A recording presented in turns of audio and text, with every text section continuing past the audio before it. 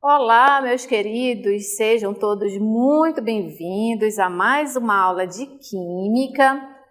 Eu sou a professora Cristiane Marques e ficarei com vocês nesta aula. Então, agora vamos ver qual é o objeto de conhecimento da nossa aula.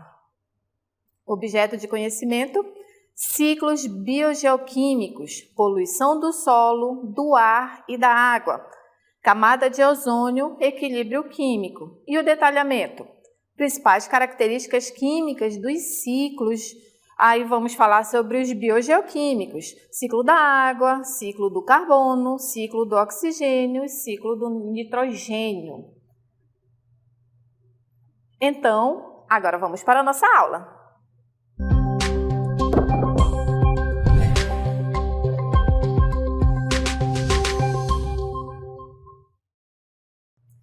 Então, nós vamos falar aqui sobre os ciclos biogeoquímicos, né? Mas o que são esses ciclos biogeoquímicos? Como o nome aqui diz, bio é de seres, né? De vida. Geo, quando a gente está falando aí da atmosfera, litosfera, e químicos, porque nós vamos falar aqui do ciclo dos elementos químicos. Então, existem alguns elementos químicos que eles são fundamentais para a manutenção da vida na Terra. Então, é preciso que haja uma ciclagem, é preciso que esses elementos químicos eles circulem na atmosfera com os seres, com a litosfera, com a hidrosfera, para que haja a manutenção aí de vida na Terra. Então, vamos ao conceito do que são os ciclos biogeoquímicos. Os ciclos biogeoquímicos compreendem os processos pelos quais os organismos retiram os elementos químicos ou compostos da natureza para serem utilizados por eles, devolvendo-os em seguida ao ambiente. Então, esse é o conceito dos ciclos biogeoquímicos. E agora nós vamos ver a classificação dos ciclos biogeoquímicos, tá? Então, vamos ver aqui qual é a classificação.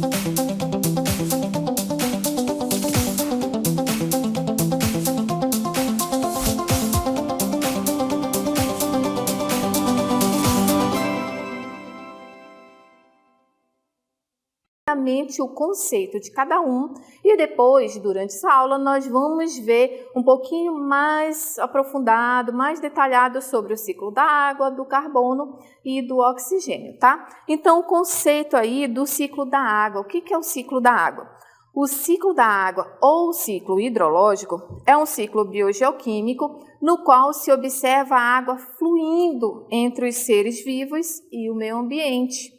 Então, a água é encontrada nos diferentes estados físicos no planeta. Então, ele apresentando sempre nas formas líquida, ou na forma sólida, ou também na forma gasosa. Só que a forma líquida é a fase primária de utilização pelos organismos vivos, ok? E agora, o conceito do ciclo do carbono. Bom, o ciclo do carbono ele tem início quando as plantas e outros organismos autótrofos eles absorvem o gás carbônico da atmosfera para utilizá-lo na fotossíntese. Então, é isso que nós vamos ver sobre o ciclo do carbono.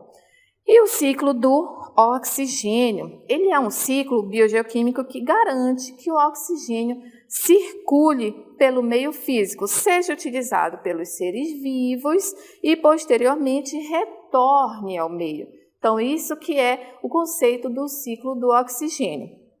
E por último aqui, mas não menos importante, o ciclo do nitrogênio. O ciclo do nitrogênio, ele é um ciclo biogeoquímico que garante a circulação do nitrogênio no ambiente físico e nos seres vivos. O nitrogênio ele é um nutriente utilizado por vários organismos, sendo essencial para formar as proteínas, os ácidos nucleicos e outros componentes das células. Então, o básico é isso, o conceito de todos eles. Como a gente não consegue falar aprofundado de todos eles aqui, nós vamos falar somente do ciclo da água, do ciclo do carbono e do ciclo do oxigênio, tá bom? Então, vamos conhecer agora o conceito mais aprofundado do ciclo do carbono. Observem aí. O ciclo do carbono tem início quando as plantas e outros organismos autótrofos, ou seja, aqueles que sintetizam sua própria energia, né, seu próprio alimento. Então, isso acontece quando eles absorvem o gás carbônico da atmosfera para utilizá-lo na fotossíntese.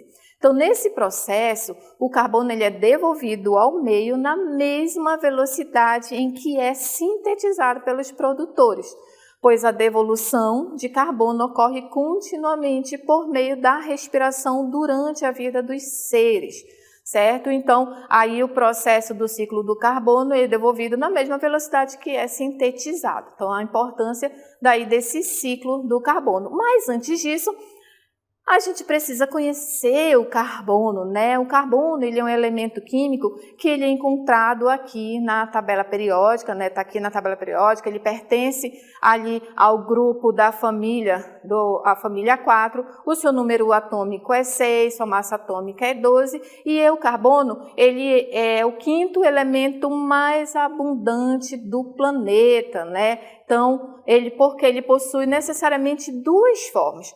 Uma orgânica, que é existente nos organismos vivos e mortos, e a outra inorgânica, que está presente nas rochas. Então, assim, 99% desse carbono está na litosfera, a maior parte sob a forma inorgânica, armazenada em rochas sedimentares e em depósitos de combustíveis fósseis. Então, ele é o quinto elemento mais abundante aqui na natureza, né? Então, o carbono, ele circula pelos oceanos, na atmosfera e no interior da Terra. Isso é o que é chamado de ciclo de longa duração, que é definido pelo ciclo biogeoquímico. Então, esse processo, na verdade, desse ciclo biogeoquímico, ele está dividido em dois tipos. O ciclo lento ou geológico, no qual o carbono ele é sedimentado e comprimido sobre as placas tectônicas, né? E também, mas que para nos interessa aqui nesta aula, que é o ciclo rápido, que é o ciclo biológico, que é o que nós vamos ver agora esse ciclo, como é que acontece. Então, observem aí nessa animação, como é que está acontecendo o ciclo do carbono. Ele envolve os seres do planeta, né? Por isso que tem aí a vaquinha, tem aí a planta, tem aí também as atividades antrópicas, né? Dos seres humanos, organismo morto, o carbono orgânico. Então, como é que acontece esse ciclo? Envolve os seres do planeta e pode ocorrer no meio terrestre e no meio aquático. Então, os organismos fotossintetizantes, eles são responsáveis por tirar o gás carbônico da atmosfera. Então, como acontece aí, observem aí na imagem que tem a árvore retirando o CO2. O CO2 é o gás carbônico, tá? Então, retira o CO2 da atmosfera. Então, nesse processo de fotossíntese, esses organismos, eles utilizam o gás carbônico, que é o CO2, e liberam o O2, que é o gás oxigênio. Então, na fotossíntese, o carbono ele é utilizado na fabricação de moléculas orgânicas. Então, os seres vivos, eles necessitam da matéria orgânica para sobreviver. Enquanto os seres autotróficos são capazes de produzir moléculas orgânicas, os heterotróficos, eles necessitam consumir essas moléculas de outros seres vivos, que nesse caso, por exemplo, dos seres humanos, né? Então, desse modo, o que acontece? Através da matéria orgânica, o carbono ele vai passando pelas cadeias, pelas teias alimentares, né? Então, os seres vivos, eles também são responsáveis pela liberação do gás carbônico no ambiente. Por isso que tem aí a imagem da vaquinha. Observem a seta que está apontando para a liberação do CO2, né? E também a imagem da emissão de gases ali da indústria, né? De automóveis, dos organismos mortos, né? Então, a liberação, ela ocorre por dois processos. Primeiro, o processo de respiração e o processo de decomposição. Então, na respiração, os organismos, eles utilizam o oxigênio e liberam gás carbônico nesse processo. Então, a gente utiliza aí o oxigênio, absorve o oxigênio e libera gás carbônico. Já na decomposição, ocorre a liberação de gás carbônico e água. né? Então é importante destacar também que nos últimos anos os seres humanos eles têm contribuído bastante para o aumento de níveis de gás carbônico na atmosfera, principalmente através da emissão aí de gás carbônico. Por isso que coloquei para vocês a imagem das indústrias e dos automóveis que utilizam bastante os combustíveis fósseis e acabam liberando bastante o gás carbônico, que é o CO2, né? Então, as atividades também, além disso, como o desmatamento, né, e a utilização desses combustíveis, tem garantido esse aumento significativo desse gás, né, do CO2 na atmosfera. E com isso tem se observado uma acentuação do chamado efeito estufa. O efeito estufa ele é importante para a manutenção da vida na Terra, né? Mas quando a gente começa a emitir uma maior quantidade de gás carbônico na atmosfera, isso causa danos também aqui ao nosso ambiente. Por isso que a gente tem observado bastante aí as mudanças climáticas, né? Onde era bastante frio já não está mais tanto, já vem ondas de calor por causa aí dessa grande emissão dos gases do CO2, que é o gás carbônico. Então, vocês viram aí a importância do ciclo do carbono, né? Então, se acontecer em algum momento parar de produzir, de fazer essa ciclagem do carbono, vai acontecer de eliminar aí os átomos desse elemento e não vai ter a manutenção da vida na Terra. Então, agora que a gente já viu o ciclo do carbono, nós vamos ver o ciclo do oxigênio. Observem o conceito. O ciclo do oxigênio é um ciclo biogeoquímico que garante que o oxigênio circule pelo meio físico, seja utilizado pelos seres vivos e, posteriormente, retorne ao meio.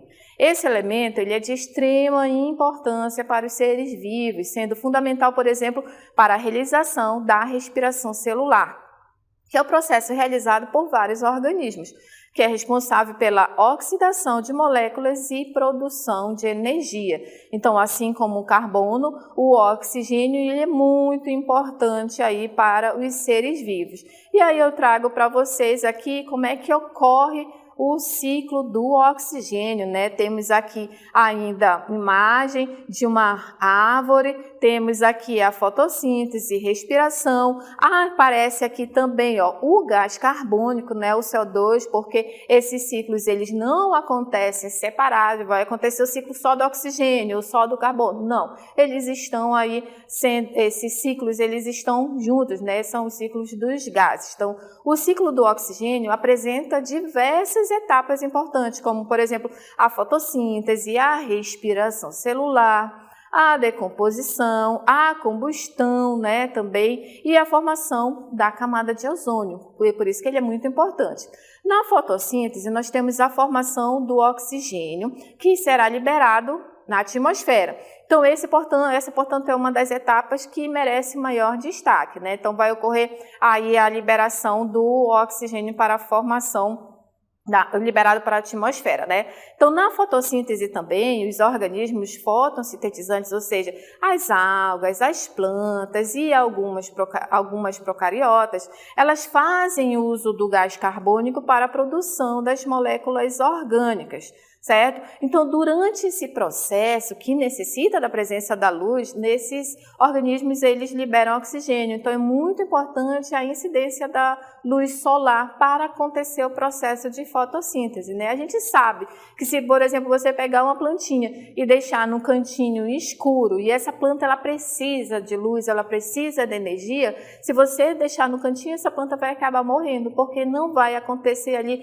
o processo de fotossíntese, de respiração, fazer aquele ciclo do oxigênio naquela plantinha, ela vai acabar morrendo, né? Então, entre os organismos fotossintetizantes, destaca-se o fitoplâncton. O que são os fitoplânctons, né? São os grupos de organismos microscópicos, ou seja, a gente não vê, que eles são fotossintetizantes e eles vivem flutuando na superfície da água doce, a gente não vê, porque eles são microscópicos. Só que eles são responsáveis pela produção de cerca de 95% do oxigênio presente na atmosfera terrestre. Ou seja, se tiver um lago que ele fique poluído, né, ocorreu ali a morte daquele lago, não vai acontecer então a produção do oxigênio para a atmosfera. Então, por isso que é muito importante a gente não poluir os rios, os lagos, os igarapés que percorrem pelas nossas cidades, né? Então, o oxigênio liberado pelos organismos fotossintetizantes, ele será utilizado em diferentes processos. E um desses processos é a respiração celular, que ela é realizada por grande parte dos organismos vivos, né? Então, nesse processo, o que acontece? Utiliza-se o oxigênio na produção de energia e libera-se o CO2, que é o gás carbônico, que é o que a gente vê aqui. Absorve-se o oxigênio e libera-se o gás carbônico. Mas, além do gás carbônico, são liberadas moléculas de água. E na molécula de água, o que tem? O oxigênio também, que é o H2O, né? Então, ali na molécula de água, também tem o oxigênio, por isso é importante na sua composição, né? Por isso a importância de ter sempre esse ciclo funcionando. Portanto, o oxigênio ele é utilizado na respiração e aí ele retorna ao ambiente nas formas de gás carbônico e água. Não se esqueçam disso, né? Então, absorve oxigênio, libera gás carbônico e água, e na molécula de água também tem oxigênio. Então, o oxigênio que é produzido pelos organismos sintetizantes, ele é utilizado também nos processos de decomposição e de combustão. Combustão é queima, né? Então, quando acontece o processo de queima, se está ocorrendo a queima, fazendo ali as queimadas na floresta, está ocorrendo aí o processo de decomposição, liberando o gás carbônico. E ao final desses processos são liberados o CO2 e a água. Não esqueçam, tá? O oxigênio ele também participa ainda da formação da camada de ozônio. O gás oxigênio é o O2. E o ozônio é o O3. Então, a importância do oxigênio aí para a formação do ozônio, que é o O3, que o ozônio, a camada de ozônio, funciona como uma espécie de filtro, diminuindo aí a incidência, né, da radiação ultravioleta que chega até a superfície da Terra, né? Então, o que acontece? O oxigênio, ele participa atua na participação, na verdade, quando sofre a ação dos raios ultravioletas do Sol na atmosfera e ele vai dar origem ao ozônio. Então, o O2, quando recebe aí esses raios, ele vai se transformar em O3, que vai formar aí a camada de ozônio, certo? Na verdade, por muito tempo a camada de ozônio, ela já sofreu intensamente com a ação do homem, né? Então, por quê? Porque o homem começou a liberar muitos gases de efeito estufa e reagiam com essas moléculas do ozônio, acabando destruindo aí a camada. Então, as principais substâncias causadoras aí da destruição da camada de ozônio são gases chamados de CF6. São gases clorofluorcarbonos que eles eram muito utilizados antigamente nas geladeiras, nos ar-condicionados, né? Eles eram liberados. Aquelas geladeiras mais antigas, ar-condicionados mais antigos, tinham esses gases e esses gases eles eram liberados ali para a atmosfera, né? Então, o que acontecia? Destruía ali a camada de ozônio. E esses danos causados à camada de ozônio, eles foram descobertos, na verdade, em 1985, quando foi observada uma grande redução da camada de ozônio sobre a Antártica, né? Que é o que nós chamamos de buraco na camada de ozônio. É justamente ali. Atualmente, né, já não existem mais tanta liberação de gases de CF6 por causa da proibição, na verdade. Não existe tanta liberação desses gases de efeito estufa por causa da proibição desses gases do CF6, né, que os clorofluorcarbonos. Porque, como eles foram proibidos, ainda bem, não existe mais tanta liberação. O problema é que, infelizmente, a recuperação total desses danos causados à camada de ozônio pode demorar até 6 décadas, né? Então, aí a importância de não se emitir tanto aí os gases de efeito estufa. Certo? Compreenderam? Então, já falamos aqui do ciclo do carbono, do ciclo do oxigênio, e agora nós vamos ver o ciclo da água. Observem um conceito. O ciclo da água, ou o ciclo hidrológico, ele é um ciclo biogeoquímico, no qual se observa a água fluindo entre os seres vivos e o meio ambiente. Então, a água ela é encontrada nos diferentes estados físicos no planeta, apresentando-se nas formas líquida, sólida e gasosa, sendo que a forma líquida é a fase primária da utilização pelos organismos vivos, né? Então, naturalmente, né, a temperatura ambiente, a água, ela é encontrada aí na forma líquida, mas a gente tem aí também a forma sólida, que são a formação das geleiras, né? E a forma gasosa, que é ali também quando ocorre a liberação, né? O aquecimento, e aí esse ciclo vai acontecer que a água ela vai evaporar, formando as nuvens, e vai acontecer todo esse ciclo. Então, vamos ver como que funciona o ciclo da água. Trouxe aqui para vocês uma animação, né, do ciclo da água. O que é? Os seres vivos, eles dependem da água para a sua sobrevivência, né? Então, uma vez que a água faz parte da composição do corpo de todos os organismos vivos, além de participar de uma série de reações químicas, como vocês estão observando aí, ó, o ciclo, como é que funciona. Nos seres humanos, por exemplo, além de compor nossas células e participar das reações químicas que ocorrem em nosso corpo, ela atua no transporte das substâncias, sendo o principal componente do plasma sanguíneo, e ela atua na regulação da temperatura por meio do suor e faz parte da composição das lágrimas, e também faz parte do fluido presente nas articulações e do líquido amniótico, além de vários outros processos, né? Então, aí vocês conseguem observar como é que funciona o ciclo da água. Então, o ciclo da água faz com que essa substância circule no ambiente e esteja disponível para uso pelos organismos vivos, né? Como vocês viram aí nesse videozinho que eu trouxe para vocês. Então, sem a água, a vida no planeta não seria possível, né? Então, a gente precisa bastante aí da água, por isso a importância de ter o ciclo da água. A gente tem sofrido, né, observado nos últimos tempos sobre a seca, por exemplo, a seca na Amazônia, né? Então, para onde que foi toda essa água? Olha a importância de ter esse ciclo o tempo todo aí em funcionamento, porque a partir do momento em que um desses elementos que nós estamos falando, dessa substância, no caso da água, some, a gente vai sofrer, né? Então, a gente tem observado aí durante, por exemplo, a estiagem, né, a famosa estiagem na Amazônia. Então, vale salientar que, no entanto, o ciclo da água, e apesar de permitir que a água circule constantemente, não pode garantir que ela esteja disponível para todos os seres vivos, né? Então, isso se deve ao fato de que a distribuição da água no planeta ocorre de forma desigual. Então, a gente observa, né, isso daí ocorre em alguns locais tem bastante água, outros locais já não tem bastante água. Então, isso se deve a essa distribuição, né, desigual dos planetas. Então, é muito importante a gente cuidar aí desse ciclo, cuidar da água para a manutenção da vida. Porque, por exemplo, além de tudo isso, alguns fatores como o solo, a temperatura, com o aumento da temperatura, a água vai embora, a gente não sabe, né, para onde foi, claro, todo mundo acabou de ver que ocorre a ciclagem, vai para a atmosfera, a água se condensa,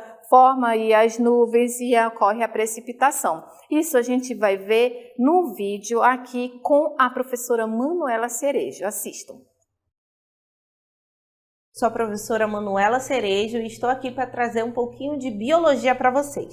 Então vamos aí falar sobre o ciclo da água ou ciclo hidrológico. Então a gente sabe que a água é fundamental para a sobrevivência dos seres vivos, né? E é através do ciclo hidrológico que essa substância vai passar pelo meio abiótico, meio sem vida, como o ar, o solo, e passa pelos seres vivos também, certo? Para a gente entender como é que ocorre esse ciclo, é importante que a gente saiba que o Sol é fundamental para dar a energia necessária para iniciar o ciclo da água.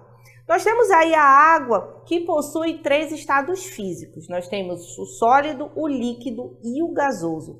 Sendo o estado líquido o fundamental, a fase primária, que é a que nós, seres vivos, mais utilizamos. Então, a gente pode começar o ciclo da água pelos rios, lagos e oceanos com uma grande quantidade da água em sua forma líquida. Então, nesse momento, nós temos aí o Sol com a sua energia, que vai fazer com que essa água na forma líquida mude de fase e passe para vapor. A esse fenômeno nós chamamos de evaporação. Quando esse vapor sobe para a atmosfera, nós temos também o vapor que vem das plantas. A esse processo nós chamamos de evapotranspiração. Então nós temos tanto o vapor que veio dos rios, lagos e oceanos, quanto da transpiração das plantas. Essa grande quantidade de vapor vai para a atmosfera. Na atmosfera a temperatura é mais baixa e por isso passa por uma condensação. Deixa de ser vapor e volta a ser o estado líquido, formando as nuvens, que nada mais são do que gotículas de água. Em determinado momento, essas gotículas elas vão precisar ser liberadas. E quando elas são liberadas, nós temos aí a precipitação, que é influenciada pela gravidade. Quando essa precipitação ocorre em ambientes frios, ela é feita por meio de neve ou granizo, mas normalmente nos ambientes com temperatura mais amena, nós temos aí essa precipitação em forma de chuva, que nada mais é do que o retorno da água líquida para a superfície. Volta para os rios, para os lagos, para os oceanos.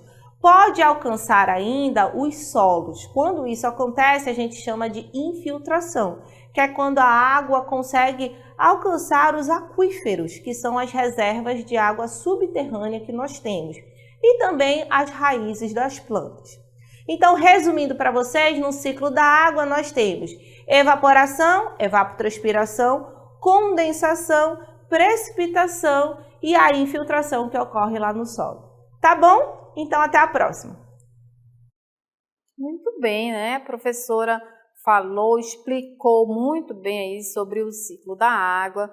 Vimos, então, nesta aula aqui o ciclo do carbono, o ciclo do oxigênio e o ciclo da água. Existe também o ciclo do nitrogênio, do fósforo, outros ciclos biogeoquímicos, né? Então, o que os ciclos biogeoquímicos, trazendo assim de forma mais resumida aqui para vocês, sobre esses ciclos biogeoquímicos?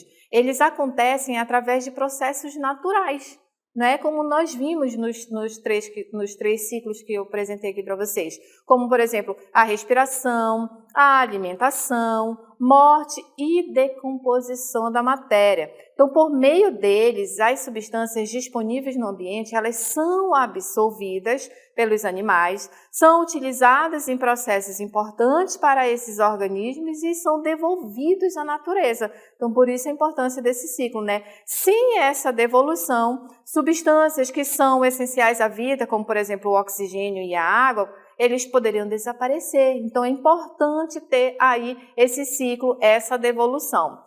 Tá? Aí, além de garantir que os elementos químicos estejam disponíveis para as diversas gerações e espécies, certo? Então, por exemplo, os animais, os ciclos biogeoquímicos.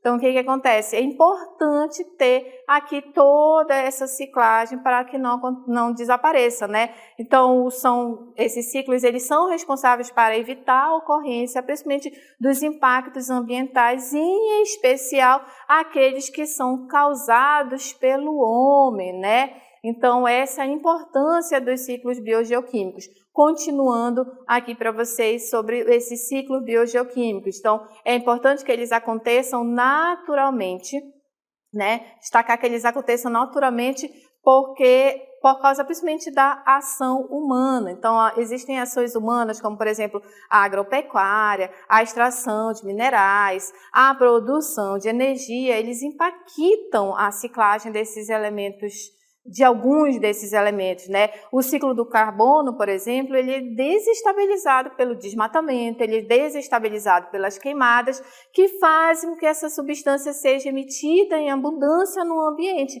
Então, é importante ter esse ciclo, mas se eles forem emitidos de forma desordenada, então esse ciclo ele não vai funcionar normalmente, certo? Então, essa é a importância de se estudar os ciclos biogeoquímicos. Eu espero que vocês tenham compreendido esses ciclos que eu trouxe para vocês, tá bom? Muito obrigada pela atenção e até a próxima aula.